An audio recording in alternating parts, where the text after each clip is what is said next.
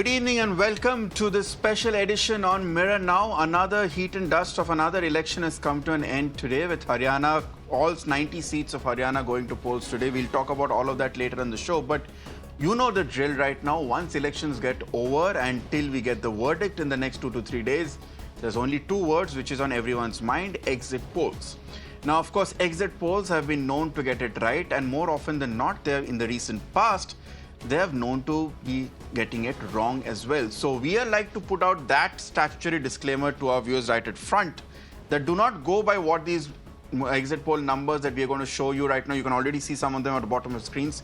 Do not go by them as the gospel truth. They are not guaranteed to be accurate, especially in a union territory like Jammu and Kashmir. But for now, they give us some indication on what, as they say in Hindi, hawa kis taraf beh rahi hai. And which is why it's my job as part of my team on Mirror Now today to break it down for you and tell you, as to going by these exit poll numbers, who is set to come back to power in Haryana and who is set to form the first elected government Jammu and Kashmir will see in 10 years. Let's begin first of all with the poll of polls from Haryana. We have collated the 4 most reputed surveys on the screens and we're going to put them out at this point. There they are on your screens. The poll of polls for Haryana. Remember, Haryana has 90 seats. The halfway mark is 46. And the verdict on your screen could not be more damning for the ruling BJP, which has been in power in Haryana for the last 10 years. It was looking for a hat-trick. Those hopes look to be dashed, because the one party that seems to be clearly placed in pole position, to use a Formula One metaphor, is the Congress party. Each of these 4 surveys right now, even the most pessimistic of assessments, which is that of PMark, gives the Congress party 51. That's more than enough when keeping in mind that the halfway mark is 46. Every figure is giving Congress somewhere in the 50s, if not perhaps even in the early 60s, which means the Congress is set for a comfortable majority in Haryana. The BJP, which was the single largest party in 2019, had a comfortable majority in 2014, is set to be pushed to a distant second. But do not also forget the other 3 columns here. None of the JJP or the INLD or even the Aam Aadmi Party seem to be making much of a mark, which means the final figure, if you do a poll of polls, is 56 for the Congress, 26 for the BJP, 1 for the JJP, a steep decline from 10, which we gave it the kingmaker's position last time, 4 for the INLD, some sort of at least resurgence maybe, and 3 for the others. So these are the numbers. Let's now qualify them in terms of key takeaways. What are the key takeaways that these exit poll numbers are giving to us from Haryana? Takeaway number 1 is that the Congress party is poised to come back after 10 years. Yes, exit poll numbers have been wrong in the past, but very rarely have all of them got it wrong, and very rarely have all of them got the trend wrong or the direction wrong. The Congress party, going by this, is set to come back with a comfortable majority. The BJP is set to be sidelined for a distant second, which will be a huge setback for a party where it had a double-engine sarkar for the past 10 years. Takeaway number 3. And that is that the smaller parties, the JJP, the INLD, the Aam Aadmi Party, all of them were at talks at one point with the Congress party. They all fell through. The Congress decided to go solo. All these parties are set to be reduced to fringe players, which means that they will not be, their hopes of being kingmaker has been dashed. And that brings me, of course, to my takeaway number 4, which is the Cong's strategy of going solo has paid off handsomely, because it has taken all the anti-incumbency votes seem to have consolidated for the Congress party. Finally, the BJP, which tried to come up with a consolidation of all the non-Jat votes, that doesn't seem to have worked, because it seems the Jat vote seems to be still dominant. Again, these are very rough takeaways that we get from Haryana, but the clear picture is the Congress is set to come back to power. However, that's not the case in Jammu and Kashmir. Let's put that poll of polls out on the screens as well. Jammu and Kashmir, remember, has having its first election in 10 years. And a lot has changed. It is no longer a state. It's now your union territory. It no longer has Ladakh.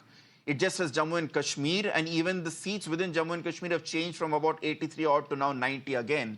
And here the picture is slightly different here. Once again, it's good news for the Congress party and its ally, the National Conference, because all the 4 surveys we have chosen so far, all of them have given them the single largest, put them as a single largest alliance. But is it more than the halfway mark of 45. If you look at the figures at this point, there's only one, which is People's Pulse, which even in its most conservative estimate is giving the Congress party, Congress and National Conference Alliance a clear majority on its own. The others, whether it be Sea Voter, which says that it will be somewhere within the halfway mark, and the other two, Dainik Bhaskar and Access India, which saying that it will be the single largest party within sniffing distance of winning, but still less than the magic figure of 45.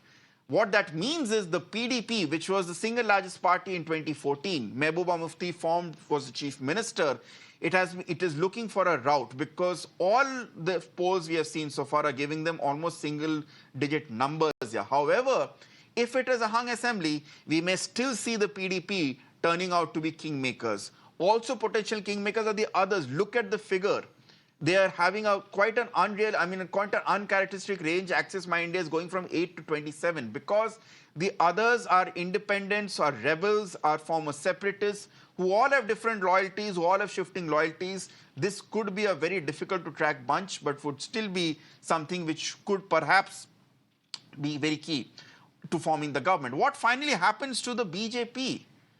The BJP is set to be a distant second, but is it really a referendum on Article 370? I don't think so. Let's quickly run up the takeaways of Jammu and Kashmir before I go to my guests here. Number one, as we told you, there's no definitive winner coming out from the exit polls so far. Congress and NC alliance is in pole position, but it's too early to say. It is the single largest alliance. That is for sure, according to the exit polls, Congress and NC. 2014's biggest winner, the PDP, is headed for a poll rout. That's takeaway number 3. But remember, the last political formation that was there in the state before it went into president's rule and then has stayed in that ever since was a Mahagathbandhan of NC, Congress and PDP. That Mahagathbandhan could never form a government, but perhaps it may now come to power given the fact that the NC Congress might not have numbers by itself. And as I said, others and independents could be kingmakers. There's so much to talk about quickly over the next 20 minutes. Let's first try and focus on Haryana. We have Pradeep Mahar, leader of the BJP, Ajay Gulia, spokesperson of the JJP. We also have Tausif Shah, senior leader of the PDP. I'll come to you as well. Advocate Ahmed Ayaz, political analyst as well. Let me first start with Pradeep Maharji. Pradeep ji, double-engine Sarkar seems to have derailed somewhat. Once again, exit poll numbers have my disclaimer hona chahiye, yes. But for now, it seems that it's a very emphatic victory, one for the Congress, and there's no chance for the BJP to somehow come back to power. No, still not a victory. It's just the exit poll prediction. Understand? I'm not saying that exit poll is wrong. It's basically a probability factor that has been presented. There are a lot of parameters that are taken into account, and there is possibility that the people who were calculating, they might have factored in the 10 years of anti-incumbency or something like that into these numbers, and that's why these numbers show something like this. There are few positive things that have happened. First of all, more than 61% of turnaround, which is very positive for Bharatiya Janata Party. Second most important is, today I heard Rahul Gandhi, and he was saying that everyone belongs to BJP, and he has already started pointing fingers on election commission. So that is an indicator from Congress that they are preparing themselves for the actual results. Because ultimately they have to point fingers on somebody. That's their way. So they have already started that. So this shows, and obviously all the parties do have their own analytics. So he might have had his own analytics. BJP would be having their own analytics, and we are very confident that we are going to make government in Haryana. That is for sure. And no, but the results will surprise everybody. On one hand, you are saying that, yes, you are acknowledging there's 10 years of anti-incumbency. The fact that you changed your chief ministers and 6 months before... It might have... No, right. 6 months before, just 6 months before elections happened, your government on the face of it lost majority when a lot of JJP withdrew support as well. The writing was on the wall. It's not a verdict that has come in entirely from the blue at this point. Let me also bring in Ajay Gulia at this point, spokesperson of JJP. Mr. Gulia, the biggest loser, yes, the BJP, according to these exit polls, the BJP is set for a distant second, but the even bigger loser seems to be the JJP so far. The most optimistic result or most optimistic prediction for your party is just 3 seats compared to 10 seats which you had last time. What went wrong, sir? Has your party been punished for perhaps allying with the BJP or then utterly breaking off the alliance at this point? It seems Mr. Chautala has missed the bus to try and make a more important permanent impact this time in the government. Listen, I am no one to judge or make a comment on these exit polls, but I would like to speak on the truth and the facts. The facts are like in 2019 exit polls. Every single exit poll in Haryana is showing BJP plus 75, plus 80, plus 70, and everybody in Haryana exit polls, every single exit poll in Haryana is writing off JJP that they won't be able to open their account in 2019 assembly election, and the results and the actual results are totally opposite to that. BJP remained at 40 and we managed to secure we managed to secure 10 seats in assembly elections. So I'm not saying these exit polls are totally wrong, but I don't understand. When it comes to Haryana, most of the exit polls end up nowhere. Most of the exit polls in Haryana, you can go through the exit polls. You can go back in 2014, 2019. As I can see, most of the exit polls in Haryana went wrong. So the results will be altogether different. That's Yes. all I can say right now. And we had a great election. But We had a great election. Mr. We Gulia, had a great. Mr. Gulia, if these results are to stand, yes, I know that the exit polls, especially for Haryana, I remember in 2019 was an infamous example where almost all of them went wrong, barring one. But that one was dead accurate. But so now, assuming these projections are to hold, would you say that the JJP perhaps made a strategic mistake by not having a pre-poll alliance with the Congress party? Because it seems that you would have then backed what seems to be the winning horse. No, we never had chance of alliance with Congress post pre-poll alliance. We never had a chance, and I think William did not get there the were chance. there were no talks. There were no talks, nothing like that for pre-poll alliance with the Congress party and all. We are capable of fighting on 90 seats in Haryana, but in the end we end up Okay. an alliance with Azad Samaj Party, Kashiram with Chandrasekhar Azad. So 20 seats for Azad Samaj Party and 70 seats for Jannayak Janata Party. We had a great campaign. Uh, like one thing I can say, one thing I can say that Okay. going along with BJP in a government is Pra- a disaster for us. Oh, so that's an important statement, Pradeep Moore.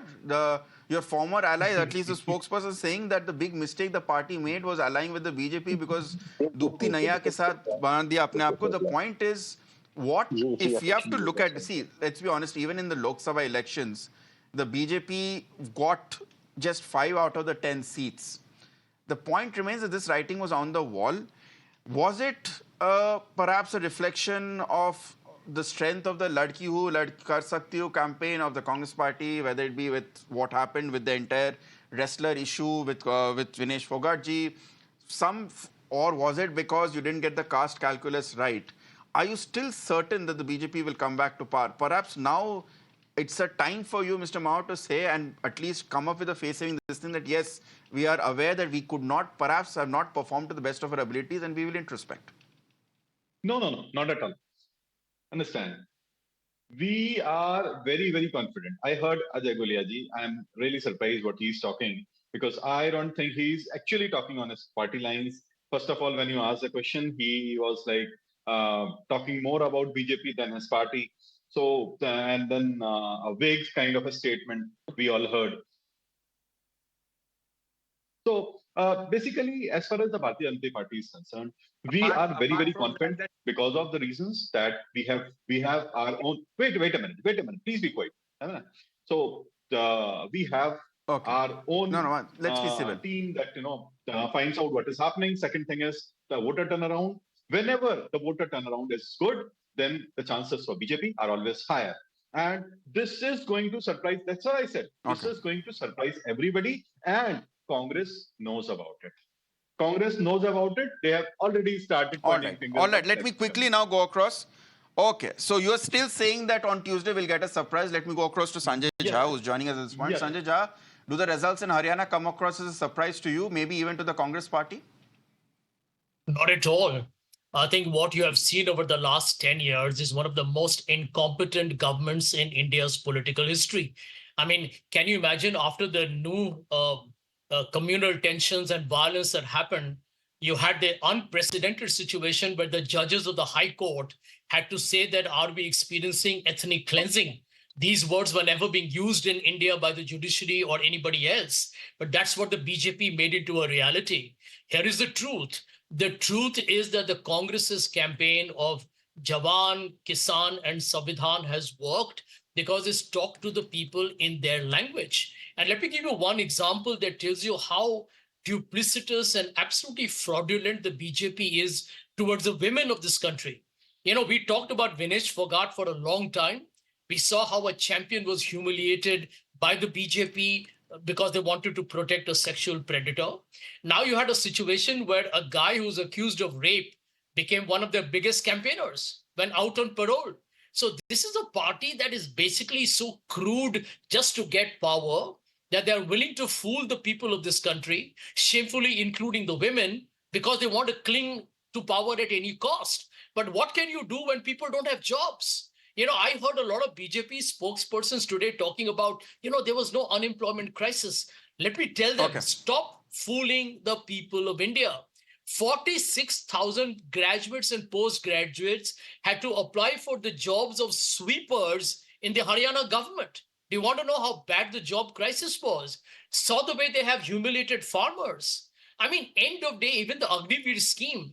I mean, the young who were anyway looking around to be part of the India's defense services were being made to feel that you'll be there as just a temporary adjunct. And this is the mindset of this government. So the bottom line is this, that the Okay. people of not just Jammu and Kashmir, but Haryana are rejecting the politics of divide and rule and hate. The business Well, model of the we'll BJP come has to been Jammu and Kashmir polarize next, India Mr. Jha. and reap a dividend. Okay, we'll come to Jammu and Kashmir next, where I don't think the picture is very that clear at this point, but that at least concludes our Haryana discussion at this point. Pradeep Mahorji and Ajay Guliaji, thank you so much for joining us. Sanjay Jha stays on with us, and also my apologies to Tausif Shah and Advocate Ahmed Ayaz also. Jammu and Kashmir, where the picture doesn't seem to be very clear. Yes, it's advantage Congress and the NC alliance here, but 3 out of 4 polls say that they might fall just short of the magic mark of 46. Sanjay Jha continues with us. Also joining me on the panel is Tausif Shah, senior leader of the PDP, and Advocate Ahmed Ayaz, political analyst as well. Tausif Shah, I'll start with you. What went wrong in 2014? Your party was the single largest party. Mehbooba ji became chief minister. She was poised to retain chief minister. But it seems if there is one clear loser in terms of a party coming from these exit poll predictions, it seems to be the PDP. What seems to have gone wrong for your party, sir?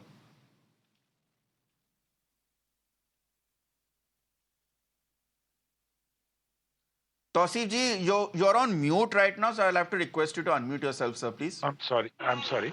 So, uh, very, very Please go good on. evening to all the panelists and to you also. So, I'd just like to begin with that.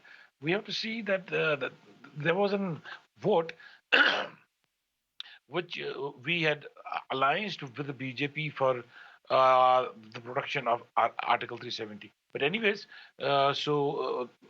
we had aligned with them. So we had a big dent. We had a major dent which we got from aligning with the BJP and just forming the government with BJP. So this is the one major.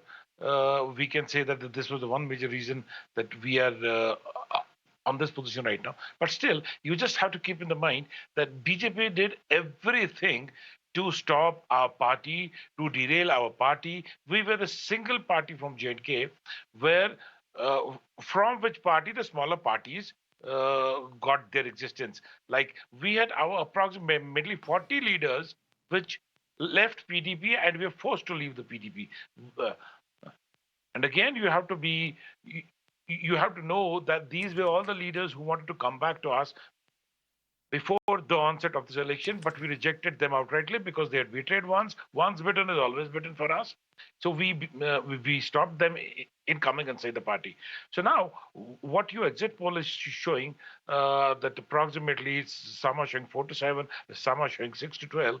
So let's wait till 18th because people have already stored in their whatever they've casted for us, whatever they think that we No, but deserve. Tausif ji, And I'm sure we deserve more than Taus- 16 seats right now because we have seen on the ground. We've fair already enough. seen on Tausif the ji, ground.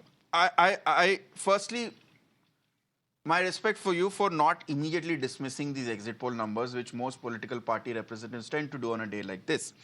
No, we But the respect it. point We respect. is that all the things challenges which you mentioned that the BJP put forward with your party, one would argue that the NC also had to go through similar trials by fire as well after 2019. But they seem to be doing quite well here. So maybe something went wrong which is specifically relevant to the PDP. However, my question to you is at this point, sir, that despite exit polls indicating that your party is still going to be a quite distant third or fourth, you may still be in a position where if the JK and National Conference, the Congress and National Conference Alliance is not in a majority by itself, you may still be in a position to give them support and be the kingmakers. The last time there was any political formation in place, it was in 2018, which was this Mahagathbandhan of Congress, NCP and the PDP before, of course, all these issues happened at Raj Bhavan. If necessary, would Mehbooba ji be willing to extend support to Omar Abdullah ji and the Congress party to form a government in Jammu and Kashmir? Surely, if they ask us, then they have to see that if they are exactly on the same path, what we are for 370, what we are for abrogation of 370, because we want to get it back. So obviously, yes, if they are on the same track, same path with us. And second thing I'd like to clear that, like you said, that National Conference had to go through the same phase what we did. But National Conference, you can see that there Okay. every leader is still intact in the National Conference Party. None of the leaders broke away from them. It was only PDP because we have seen this is the precedence. Whichever party BJP aligns with, they when they leave, they beg them. It's a it's a precedence with Okay, BJP. fair enough. Fair enough. Fair enough. Let me go across to Advocate Ahmed Ayaz. Sanjay Jha is also with us at this point. Advocate Ayaz, our PDP guest pointed out, and many people have said, this election is a big abrogation is a referendum on the verdict of people's verdict on of Article 370. And going by the exit polls, it seems that people have soundly rejected that decision. Is that really the case? Because let's be honest, the BJP was always never going to be a party which is going to do very well in Kashmir, no matter how many years the party governs that region.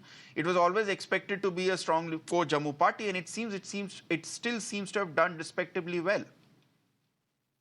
No, so far 370 issue is concerned, well, that is the point, but it's not that fully that this election has been wholly dependent on that. It is not like that. See, there are lot many other issues, like the first one being that for last 10 years there had been no election, and then people have no accessibility over the administration. So many issues accumulated, and there are unemployment. People have been facing. Youth have been facing unemployment, or the people have been feeling suffocated because of the, feeling some sort of hard pressed because of the, situations over there. And then, well, there are a lot many other issues, local issues like the electricity issues, like enhanced rates and with no electricity. And then, of course, there are issues under 35A which directly, impact the people, like rights under rights of jobs, and then the rights of lands. I mean, then the PSA, of course, beating of PSA, and so many prisoners are outside Jammu and Kashmir, languishing in the jails for last many years. I mean, these are the issues which are, of course, the people are aspiring, and that has been well reflected by the manifestos of almost all, particularly national conference has elaborately done it. So 370 is an issue, but that's not directly having any impact on the people of the Kashmir on the ground. Well, that's a political issue, Okay. a limited limited autonomy, limited powers with the government, but that's not directly, impact the people where people will feel in case there is no 3 or 17. I think is that no, there are a lot many other issues. So which people are concerned about, and Okay. more so they won't get out of this present situation, and they won't get their people elected to see that they have an access on them and feel Okay. little bit free So you're saying that this is and come more out of. a verdict based on local issues of governance and employment and corruption rather than rather than just Article 370. Sanjay Jha, please comment on that. Would you, going by these projections from exit polls, term this verdict as perhaps a verdict or a referendum on the abrogation of Article 370? Because once again, the BJP has not been routed. Well, let me give you my answer in brief. Firstly, the elections are happening because the Supreme Court ensured it did. If you left it to the BJP, there would be no elections. Let's accept that. Now, despite the fact that the BJP did a lot of gerrymandering and you found the number of seats going up in Jammu, what is the exit poll telling you? That the Article 370 was an issue. I don't agree with the gentleman who spoke before me. I agree with him. Unemployment and all that is a fundamental issue. But Article 370, the loss of statehood, etc., were very critical, not just emotional issues, they were related to governance, etc., etc. Now, here is the point that the BJP, according to the exit polls, is not just doing badly in the valley, which a lot of people assumed would happen. It is not doing very well in Jammu either. I mean, in Jammu, by the way, you have 43 seats for Jammu. And if you look at BJP's projections, they could be Yes, anywhere that's true. between 24 to 27, which is no different from what they had the last time. So clearly, it's the people of Jammu who are also telling the BJP that what have we benefited by actually denying the Jammu and Kashmir the state that it once had, because the benefits haven't percolated downwards. So, if people in the BJP thought that the value is, the Kashmiri Muslim and they will be rejected, well, even the Hindus and the Sikhs and the other communities that live in Jammu are rejecting the BJP. Now, the second point, which is equally important, is that this is a rejection of Mr. Modi's politics as well. Because the BJP always went to town on the Okay. manifesto saying we'll abrogate Article 370. The people are not really convinced that these made any material difference to their lives. So I think this election, if it holds on the 8th, which I think it will, probably the NC Congress will get a majority on its own. But as the PDP spokesperson spoke earlier, I'm sure they will be more than happy to support the coalition if they needed one. But here is a larger point Okay, I'll come to that that. the model of the BJP I'll come to that, Mr. Jha. divide India has not worked. Okay. I'll come to the larger consequences of this and I'll let you have the last word. But I would just like Advocate Ahmed Ayaz to quickly respond to the point which you were making, Mr. Jha. Advocate Ayaz, for the longest time, Jammu and Kashmir was seen as a state where alternatively you would either have the National Conference come to power or you would have the PDP come to power, whichever party it was in power with the central at that point here. For many people saw 2014 the rise of BJP to be a disruptionary third force here. Are we seeing now the beginning of a return to status quo where the BJP still remains a factor, limited, but the swing of power oscillates alternatively from the National Conference to the PDP? Well, it all depends upon now upon the national conference, because national conference is expected to get more numbers so far as J&K is concerned. And then the second largest party is supposed to be with numbers BJP. And of course, there is a possibility that they will go with the India bloc. That's also one possibility of formation of government, and that does not mean that the importance of the BJP will go down. And this also cannot be ruled out that even National Conference may have an alliance with the BJP. Of course, there are very remote chances, but that also cannot be ruled out for various factors. The one factor being that there is a manifesto thrown by the National Conference. How will the aspirations they have Okay. covered, the aspirations of the people in that manifesto, how will that be seen through unless they are tied up with the government of India, the party which is the power, that's BJP.